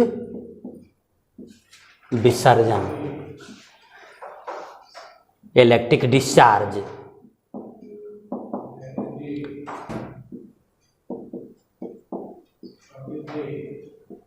इलेक्ट्रिक डिस्चार्ज है, समझ गए। चार्ज अगर मान लिया कि कोई चार्ज अगर सॉलिड में बह रहा है, जैसे कोई तार उर में बहने लगा, तो अगर चार्ज कोई सॉलिड में बह रहा है तो वह आपका क्या है, वह है आपका जो है से इलेक्ट्रिक करंट है। अगर चार्ज जो है मान लिया कि कोई द्रव में बह रहा है तो वह क्या है, वह इलेक्ट्रोलिसिस है, विद्युत अपघटन है या विद्युत विच्छेदन है। उस नियम को किसने दिया था, फैराडे दिया था। अगर विद्युत धारा मान लिया कि गैस में बह रहा है तो उसको हम क्या कहेंगे, उसको विद्युत विसर्जन कहेंगे, इलेक्ट्रिक डिस्चार्ज कहेंगे। विद्युत धारा के लिए जानते हैं, विद्युत धारा के लिए दो चीज़ों का होना आवश्यक है। Two things are essential to constitute electric current. माने विद्युत धारा के लिए दो चीज़ अगर नहीं रहेगा, दोनों में से अगर एक भी गायब हो गया तो वहाँ पर विद्युत धारा की कल्पना आप नहीं कर सकते हैं। विद्युत धारा के लिए दो चीज़ों का होना आवश्यक है। पहला चीज़ जानते हैं क्या है, चार्ज, ठीक है। और दूसरा दूसरा चीज़ जानते हैं क्या है, जो विद्युत धारा के लिए चाहिए। अगर ये दोनों में से एक भी एब्सेंट रहा तो वहाँ विद्युत धारा नहीं होगा। पहला चार्ज और दूसरा मोशन।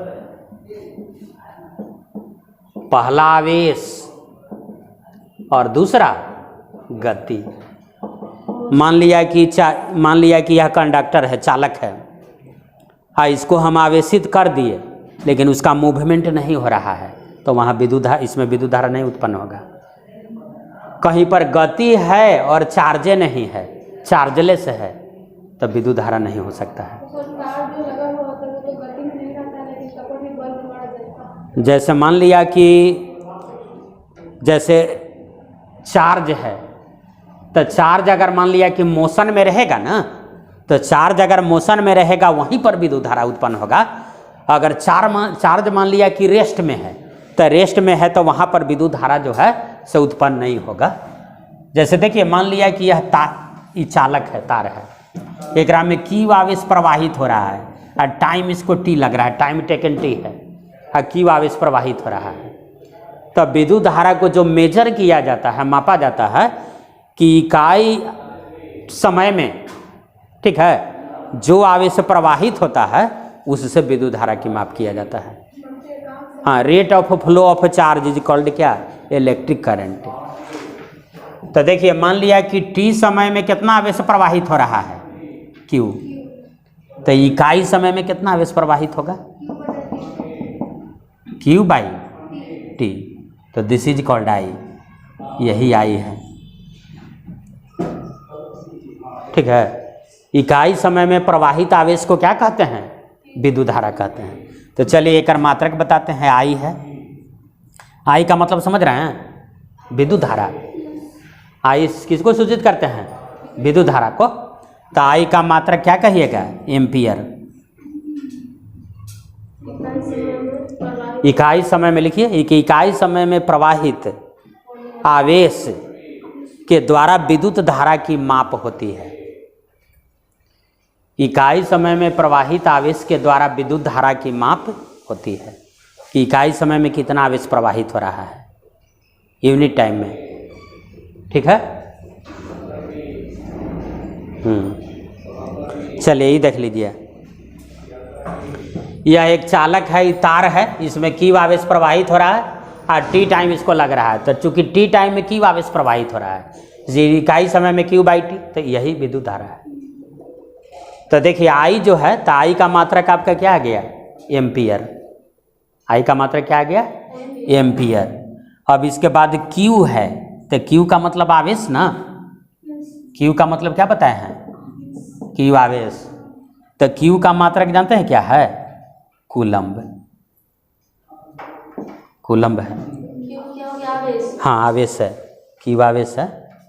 हाँ, इसके बाद जो है से टाइम का तो मात्रक जानते हैं ना, ऐसा ही मात्रक टाइम का बोलिए, सेकंड।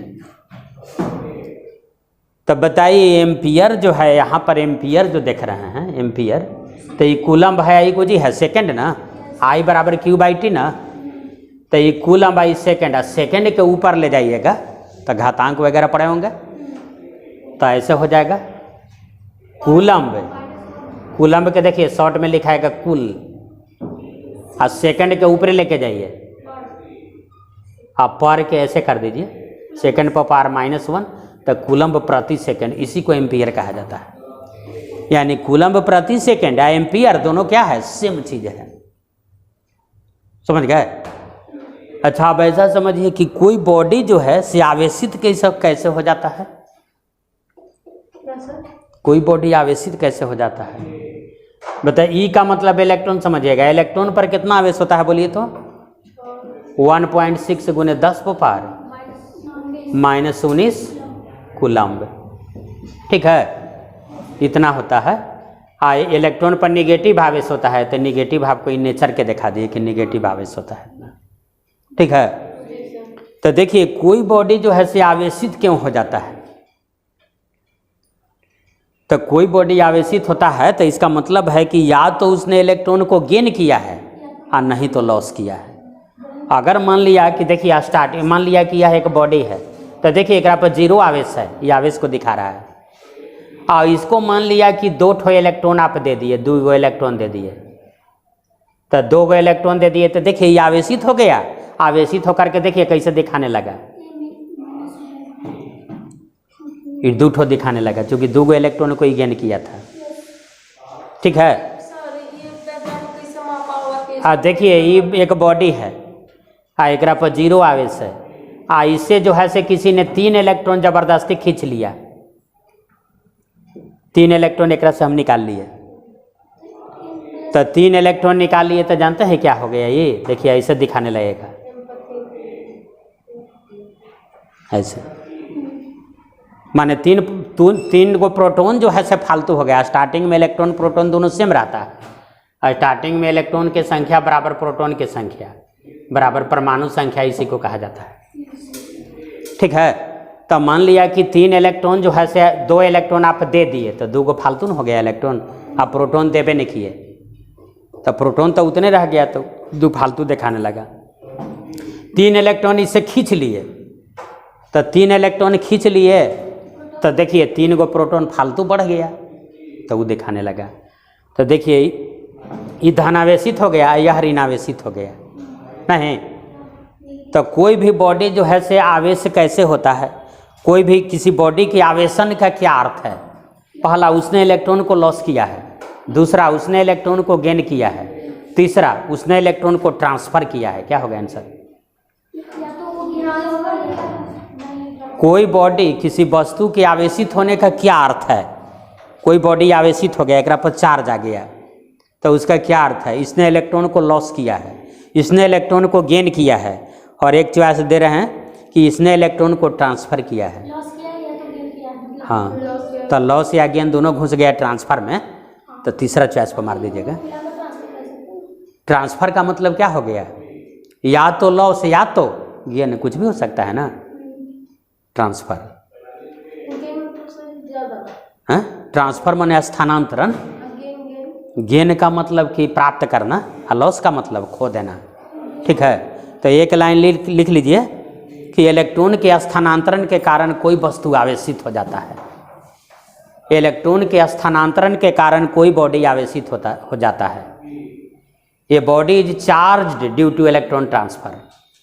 इलेक्ट्रॉन के स्थानांतरण के कारण कोई बॉडी चार्ज हो जाता है, आवेशित हो जाता है। ठीक है। तो देखिए विद्युत धारा के लिए कितना चीज का होना आवश्यक है, समझे?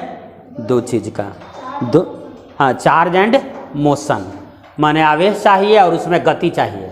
आवेश और गति में से कोई भी अब्सेंट रह गया तो वहाँ विद्युत धारा की कल्पना नहीं कर सकते। अब इसके बाद देखिए,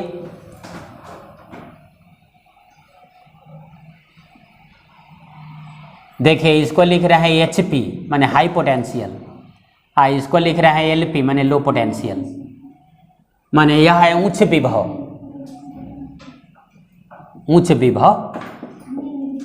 यह है आपका है निम्न विभव। तो देखिए पानी अभी हम दिखाए थे, हीट में दिखाए थे कि पानी ऊंचा से नीचा की ओर बह रहा था। तो देखिए विद्युत धारा बहता है जब भी, तब कहाँ बहता है? हाँ, उच्च विभव से निम्न विभव की ओर। तो देखिए आई बह रहा है उच्च विभव से निम्न विभव की ओर। तो जब पानी मान लिया कि नीचे से ऊपर से नीचे जब गिरता है, तो आप देखे होंगे, देहात में देखे होंगे कि मछली जो है से नीचे से ऊपर चढ़ता है, छिलन उलन लगाता है, सब देहात में सुने हैं? हाँ, जाल नहीं, जैसे पानी ऐसे गिर रहा है ना, मान लिया ये ऊंचा है, ये नीचा है, और पनिया ऐसे गिर रहा है, तो मछलियाँ यहाँ से ही पर कूदता है। मछलियाँ जो है ना, तो देखिए ये मछली एक समझिएगा, इलेक्ट्रॉन के, बताइए इलेक्ट्रॉन का प्रवाह किधर से इधर होता है? निम्न विभव से उच्च विभव कि उच्च विभव से निम्न विभव? निम्न से उच्च। तो एकरा में ढेर जो है से गड़बड़ा जाता है। विद्युत धारा का प्रवाह कैसे होता है बोलिए? उच्च से निम्न, HP से LP। इलेक्ट्रॉन का प्रवाह कैसे होता है? निम्न से उच्च। ठीक है। तो विद्युत धारा के बारे में ही समझे कि विद्युत धारा इस तरह से जो है से बहता है, उच्च विभव से निम्न विभव, निम्न विभव से उच्च विभव कौन बहेगा वो आप समझ गए।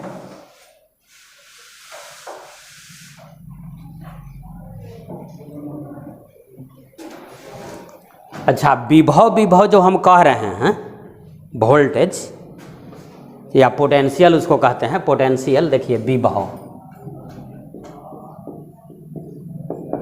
विभव का मतलब क्या, अंग्रेजी बोलिएगा ना तो पोटेंशियल। या इससे भी ना समझ रहे हैं तो ये ज़्यादा समझ रहे होंगे वोल्टेज विभव। तो देखिए इसको जैसे कैसे डिफाइन किया गया है इसको समझिए। मान लिया कि यह विद्युतीय क्षेत्र है, विद्युतमय क्षेत्र है। तो इस विद्युतमय क्षेत्र में Q आवेश के हम ला रहे हैं। इस विद्युतमय क्षेत्र में किस आवेश को हम ला रहे हैं? Q आवेश को ला रहे हैं। तो मान लिया कि यह विद्युतमय जो क्षेत्र बना हुआ है यह प्लस आवेश के कारण बना हुआ है। तो अगर प्लस आवेश के कारण ही बना हुआ है और मान लिया कि इस प्लस आवेश को हम लाएंगे तो क्या यह आने देना चाहेगा? नहीं। प्लस प्लस के बीच कुछ ही होगा, विकर्षण, माने इसको ढकेलेगा, इधर नहीं आने देना चाहेगा। अब फिर भी ज़बरदस्ती हम ला रहे हैं, तो ज़बरदस्ती ला रहे हैं तो उस बल के विरुद्ध हमको एक कार्य करना पड़ेगा। ज़बरदस्ती ला रहे हैं, जैसे ही अगर प्लस आवेश के कारण विद्युतमय बन गया है और इस प्लस आवेश को अगर हम ला रहे हैं तो क्या है यह आने देना चाहेगा? ये क्षेत्र अपने क्षेत्र में घुसने देना चाहेगा? नहीं। कहे कि प्लस और प्लस आवेश के बीच कुछ ही होता है, ये समझते हैं? ये प्लस आवेश है, ये प्लस आवेश है, ये माइनस आवेश है, आ एकरा पर कुछ आवेश नहीं है, उदासीन है। चलिए एकरा समझिएगा। प्लस आवेश और प्लस आवेश के बीच क्या होता है? आकर्षण या विकर्षण? विकर्षण को कहा जाता है रिपल्सन। आर माने रिपल्सन, विकर्षण या प्रतिकर्षण, ये वाला, ठीक ना? बताइए प्लस और माइनस आवेश के बीच क्या होगा? आकर्षण को कहा जाता है अट्रैक्शन, ठीक है? बताइए माइनस और उदासीन माने एकरा पर कोई आवेश नहीं है, एकरा बीच क्या होता है? आकर्षण के विकर्षण। हाँ, उदासीन है तो उससे वो निगेटिव नहीं कर देगा, निगेटिव तो क्या होगा ये दोनों के बीच? नहीं, आकर्षण तो नहीं, आवेशहीन रहता है, विकर्षण। ये तो आवेशहीन है, उदासीन है। तो ये एकरा पर माइनस आवेश है, तो ये दोनों के बीच आकर्षण होगा या विकर्षण? दोनों कोई मिश्रण नहीं होना चाहिए। हाँ, आकर्षण, ठीक बोल रही है। देखिए आकर्षण। बताइए इसके बीच क्या होगा? ये प्लस है, ये माइन, ये प्लस है, आई एकरा पर कुछ होना है। हाँ, अट्रैक्शन, समझ गए? अब देखिए, अब यहाँ पर आइए। Q आवेश को इस क्षेत्र में ला रहे हैं, ये विद्युतमय क्षेत्र है। तो Q आवेश को इस विद्युतमय क्षेत्र में जब ला रहे हैं तब मान लिया कि यह क्षेत्र इलेक्ट्रीफाइड जो हुआ है वह प्लस आवेश के कारण इलेक्ट्रीफाइड है। अब प्लस आवेश के मान लिया कि लाना चाह रहे हैं, तो प्लस और प्लस के बीच विकर्षण होता है, तो क्या यह अपने क्षेत्र में इस आवेश को घुसने देना चाहेगा? नहीं। तो नहीं घुसना देना चाहेगा, फिर भी हम इसको ला रहे हैं तो ज़बरदस्ती ना लाना पड़ेगा। तो मान लिया कि इसमें हमको W कार्य करना पड़ रहा है। जैसे ज़बरदस्ती लाइएगा तो पसीना निकलेगा ना, तो पसीना निकलेगा मतलब हीट, आ हीट मतलब एनर्जी, आ एनर्जी मतलब वर्क। हाँ, जैसे मान लिया कि कहीं पर कोई जो है से कुदाल चला रहा है मजदूर, तो कुदाल चला रहा है तो हीट निकल रहा है ना, पूरा नहीं पसीने पसीने हो जाता है। तो पसीना निकल रहा है मतलब हीट, आ हीट मतलब एनर्जी, आ एनर्जी मतलब वर्क, यानी वर्क कर रहा है। नहीं तो वर्क कर रहा है, तो मान लिया कि Q आवेश को इस क्षेत्र में ला रहे हैं, तो चूंकि Q आवेश को ला रहे हैं तो आपको W वर्क करना पड़ रहा है। आपको वर्क करना पड़ रहा है ना, नहीं आपसे हीट निकल रहा है। तो Q आवेश को ला रहे हैं तो H हीट आपसे निकल गई थी, W हीट आपसे निकल गया, मैंने W वर्क हो गया। तो अगर इकाई आवेश के लाइएगा तो कितना निकल जाएगा? W/Q। तो दिस इज कॉल्ड, जानते हैं क्या? वोल्टेज। आज वोल्टेज समझे? यही आपका वोल्टेज है। इसको कैसे कहेंगे? ऐसे कहते हैं, इकाई धनात्मक आवेश को अनंत से विद्युतमय क्षेत्र के किसी बिंदु तक लाने में किया गया कार्य क्या कहलाता है? वोल्टेज, यानी विभव या पोटेंशियल कहा जाता है। यानी वोल्टेज पोटेंशियल क्या है, तो पोटेंशियल इज नथिंग, माने पोटेंशियल कुछ नहीं है, it is work done in bringing +1 charge from infinity up to a point in electric field is called electric potential, उसको इलेक्ट्रिक पोटेंशियल कहते हैं। इकाई धनात्मक आवेश को लिखिएगा, देखिए ये सब जो ये सारा चीज़ जो हम बोल रहे हैं ना, ये सब आप लिखे हुए हैं, लेकिन उसको समझना है। पहले हम समझे नहीं थे, इसको रटे हुए थे ना, बस वही तो सब है, आप ही सिर्फ नहीं रटे हुए हैं, सब रटल ही है। जैसे मान लिया कि नोट्स बनाया गया, इतिहास जैसा ऐसे रटे हुए है, तो रट रहा है तो एक्चुअल चीज़ को समझ नहीं रहा है, तो एक्चुअल ना समझ रहा है, कंपटीशन में उतरिएगा, तो कंपटीशन में उतरिएगा तो रटावल कुछ आ गया वो तो ठीक है, वो सब तो चलता है, लेकिन साइंस वगैरह में कैसे माने रटल पर नहीं चलेगा, वो आपको समझना पड़ेगा कि कैसे कह रहा है। हाँ लिखिए, इकाई धनात्मक आवेश को अनंत से विद्युतमय क्षेत्र, इकाई धनात्मक आवेश को अनंत से विद्युतमय क्षेत्र के किसी बिंदु तक लाने में, किया गया कार्य विद्युत विभव कहलाता है। विद्युत विभव कहलाता है, इसको भी से सूचित करते हैं, लिख लीजिएगा अपना, उसको कुछ से सूचित करते हैं, भी माने वोल्टेज, इसको भी से सूचित करते हैं।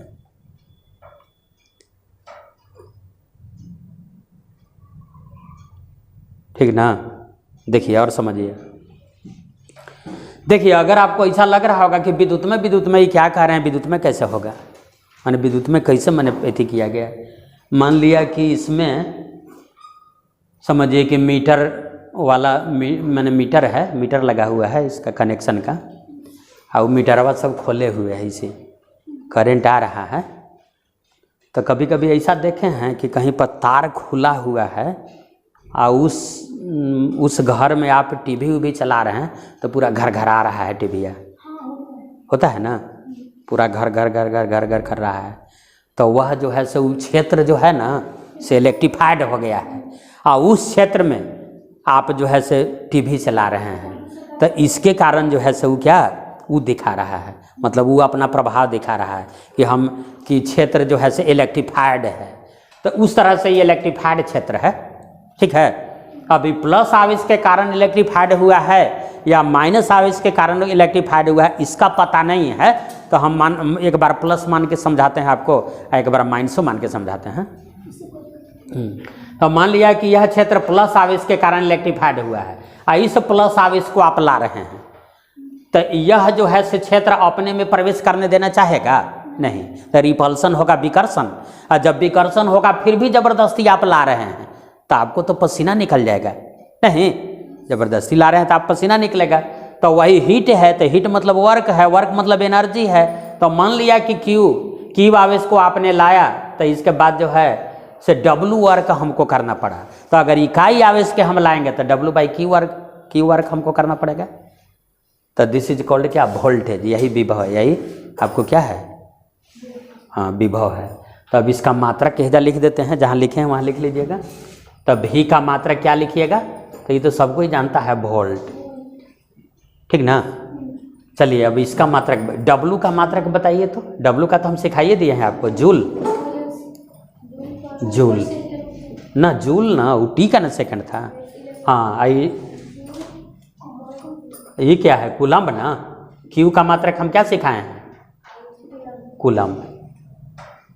तब बताइए, वोल्ट को हम कह सकते हैं जूल बटे कूलम्ब, और कूलम्ब के ऊपर लेके जाइए तो हम ऐसे नहीं कह देंगे कि जूल प्रति कूलम्ब, क्या कहेंगे, जूल प्रति कूलम्ब, कूलम्ब नीचे था ना, कूलम्ब पार 1 था, ऊपर गया तो कूलम्ब पार क्या गया, -1, तो जूल प्रति कूलम्ब कहिए, आप वोल्ट कहिए। जैसे आप कह रहे हैं कि मान लिया कि कहीं पर बल्ब लगा हुआ है कि 220 वोल्ट का बल्ब है, तो 220 वोल्ट, तो ऐसे भी आप कह सकते हैं कि 220 जूल प्रति कूलम्ब का बल्ब है, लेकिन ऐसा नहीं कोई कहता है, खाली वोल्टे वोल्टे कह रहा है लोग, तो उतना जान रहा है जितने कह रहा है, लेकिन आप कह सकते हैं। अब कहिएगा तो कोई छेड़छाड़ करके हैं ये क्या बोल रहा है, सब कोई वोल्ट कहता है जूल प्रति कूलम, लेकिन जूल प्रति कूलम व वोल्ट क्या है, सेम चीज़ है। अब उसको ऐसे समझाइएगा तब जा करके वो समझेगा कि हाँ बात ठीक है, ठीक है। तो यह जो है विभव को डिफाइन जो किया गया है ना, तो धनात्मक आवेश से डिफाइन किया गया, धनात्मक को मान करके कि इकाई धनात्मक आवेश को अनंत से विद्युतमय क्षेत्र माने इलेक्ट्रिफाइड एरिया में लाने में जो कार्य करना पड़ता है ना, उसी को क्या कहते हैं, विद्युत विभव कहा जाता है। ऐसा है। एक होता है विद्युत क्षेत्र, वही समझ आए, इसको कहा जाता है विद्युत क्षेत्र। विद्युत क्षेत्र की तीव्रता, ई का मतलब विद्युत क्षेत्र की, विद्युत क्षेत्र की तीव्रता, ठीक है। इसको थोड़ा सा समझाते हैं, देखिए इसी में उसको समझाते हैं। इकाई धनात्मक आवेश को अनंत से विद्युतमय क्षेत्र के किसी बिंदु तक लाने में अनुभव किया गया बल, अनुभव किया गया बल जो है सो उसी को कहा जाता है क्या, विद्युत क्षेत्र की तीव्रता, इलेक्ट्रिक फील्ड इंटेंसिटी कहा जाता है, और इसको ई से लिखा जाता है। तो मान लिया कि इस आवेश को आप इस एरिया में ला रहे हैं, तो आपको एफ बल अनुभव करना पड़ रहा है। जैसे ये अभी हम बता रहे थे ना कि यह क्षेत्र क्या इसको आने देना चाहेगा, नहीं, तो ये बल लगाएगा कि नहीं आओ नहीं आओ। तो मान लिया कि जो बल लगाएगा तो एफ बल लगा रहा है, देखिए एफ बल लगा रहा है। तो चूंकि क्यू आवेश के ला रहे हैं तो एफ बल लगा रहा है वो, तो अगर इकाई आवेश के लाएंगे तो कितना बल लगाएगा, एफ बटे क्यू। तो दिस इज कॉल्ड डी। यही आपका विद्युत क्षेत्र की तीव्रता है। विद्युत क्षेत्र की तीव्रता समझे, इकाई धनात्मक आवेश को अनंत से विद्युतमय क्षेत्र के किसी बिंदु तक लाने में अनुभव किया गया बल विद्युत क्षेत्र की तीव्रता कहलाता है। फोर्स एक्सपीरियंस माने अनुभव किया गया, force experienced in bringing +1 charge from infinity up to a point in electric field is called electric field intensity. विद्युत क्षेत्र की तीव्रता कहलाता है, और इसको कौन से सूचित किया जाता है, ई से सूचित किया जाता है। चले इसका मात्रक यहाँ पर लिख देते हैं, समझिएगा। देखिए एफ का मतलब बल ना, आप बल का मात्रक बताइए, बल का सबके याद होगा, न्यूटन ना। एक इसका कूलम्ब, तो बताइए न्यूटन प्रति कूलम्ब विद्युत क्षेत्र की तीव्रता का मात्रक, न्यूटन प्रति कूलम्ब, यह आपका विद्युत क्षेत्र की तीव्रता है।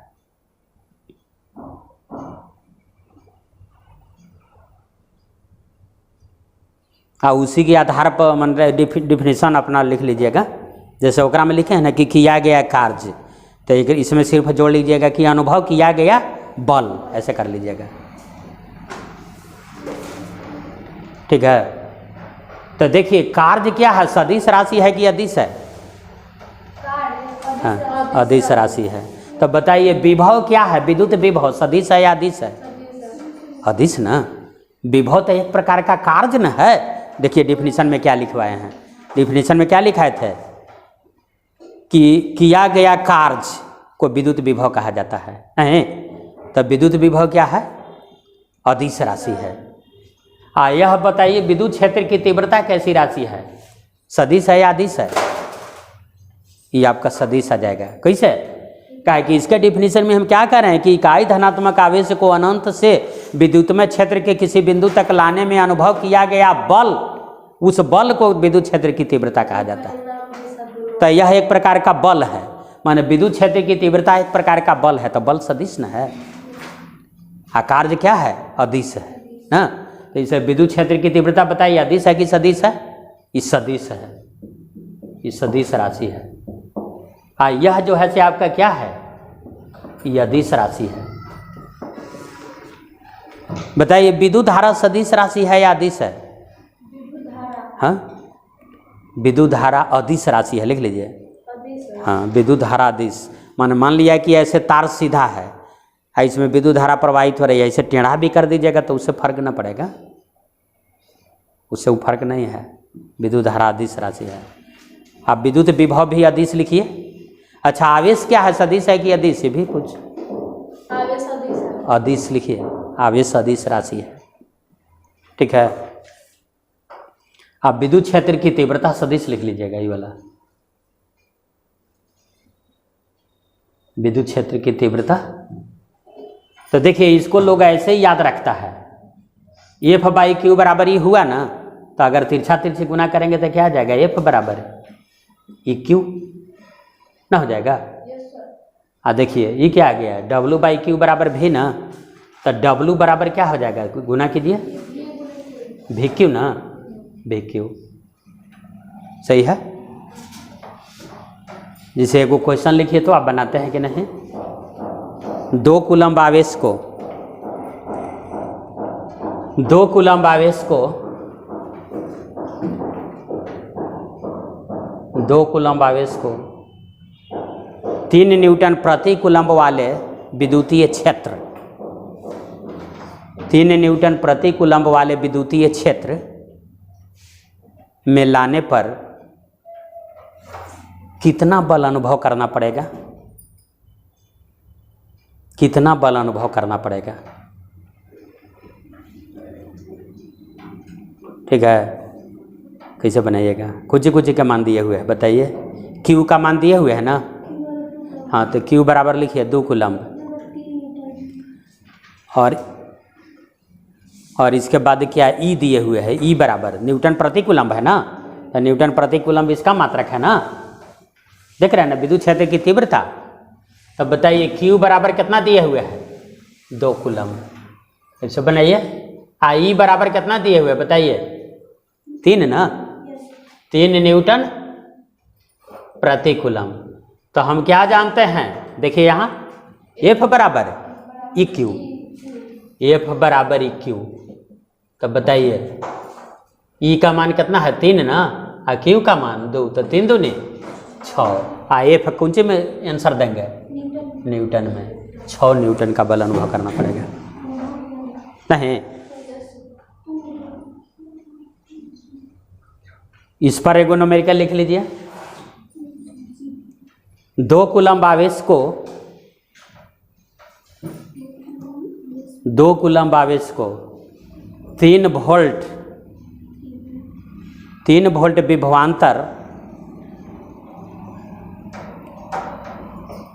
3 वोल्ट विभवांतर वाले क्षेत्र में लाने पर कितना बल अनुभव करना पड़ेगा ना, कितना कार्य करना पड़ेगा। 3 वोल्ट वाले क्षेत्र में लाने पर कितना कार्य करना पड़ेगा।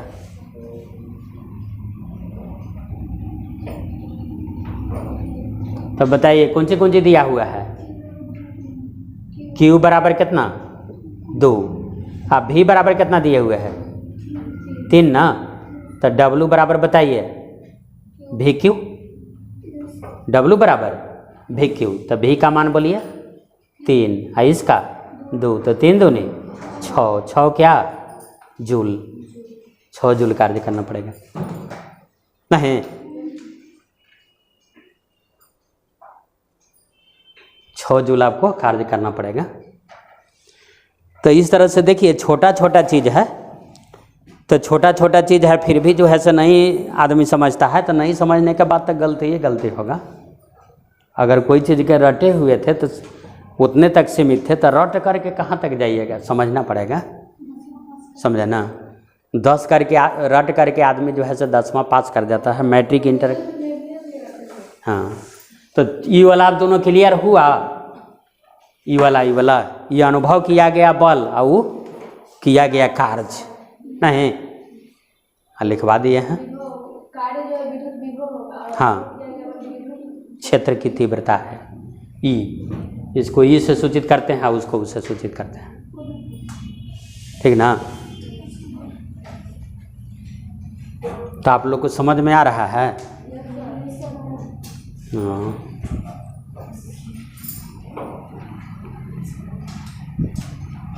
और पढ़ाया जाए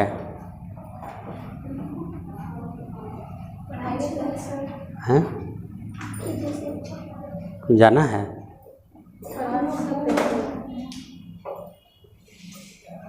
सर आप कितना सप्ताह में कितना दिन तक क्लास लेते हैं? साइंस से कितना पूछा जाता है, साइंस से कम ही पूछा जाता है। साइंस से जो पूछा जाएगा ना,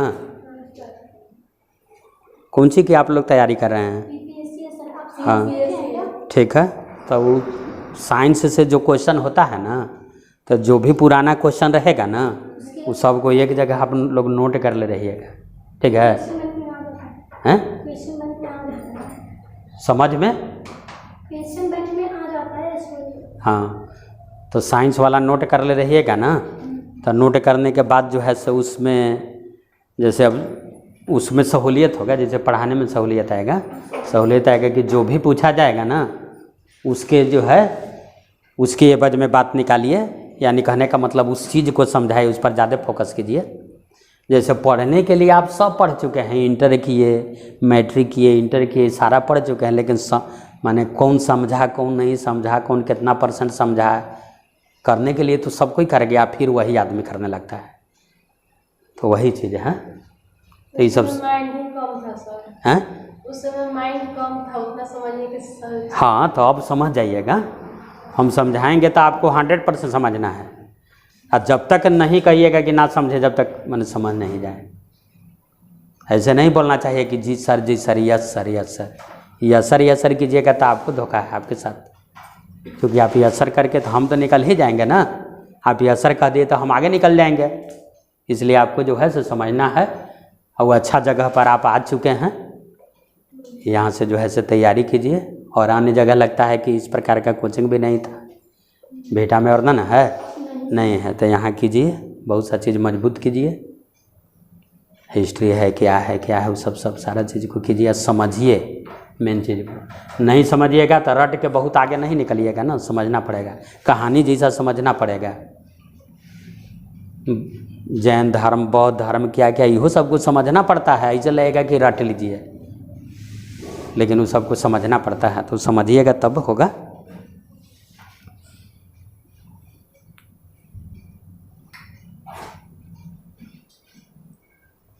कितना देर हो गया?